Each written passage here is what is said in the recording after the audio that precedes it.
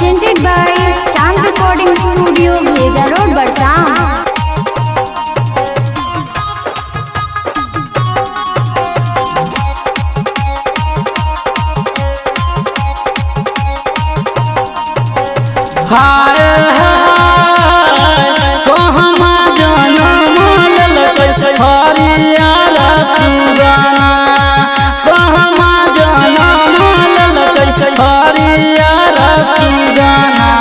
कहमा जनम दुनु लाले हाय हाय हाय पर्वत जनम ललकै हरियर सुगना पर्वत जनम ललकै हरियर सुगना मक्का में जनम दुनु लाले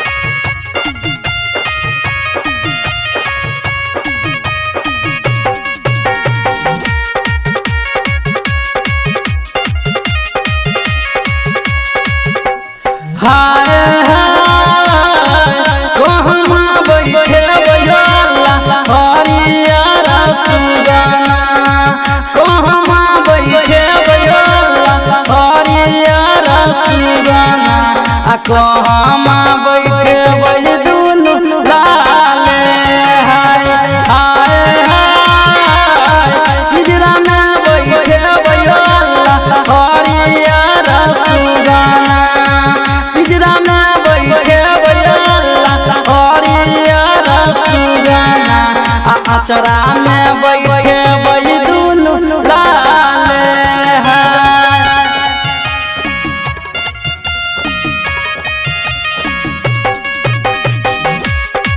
Presented by Chand Recording Studio, Bheja Road, Barsam.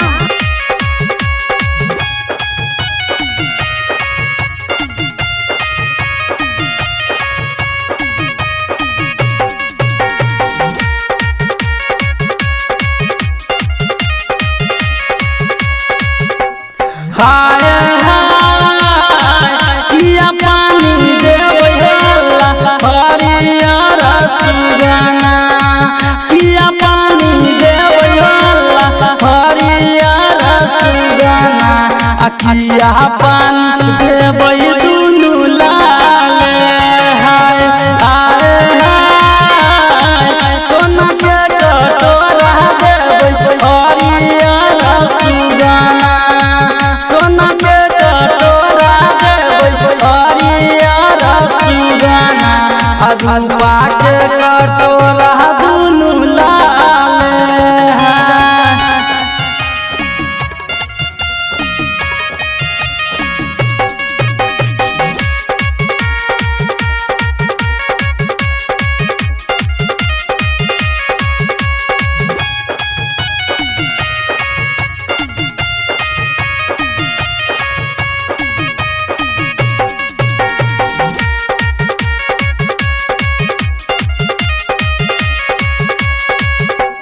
हाय हाय पिया भोजन देबै हरियर सुगना पिया भोजन देबै हरियर सुगना अखिया भोजन देबै दुनु लाले हाय हाय हाय दोनों के बहिनिया हरियर सुगना बन के बहिनिया हरियर सुगना अखुआ कर देबै दुनु लाले। Presented by Chand Recording Studio, Bheja Road, Barsam.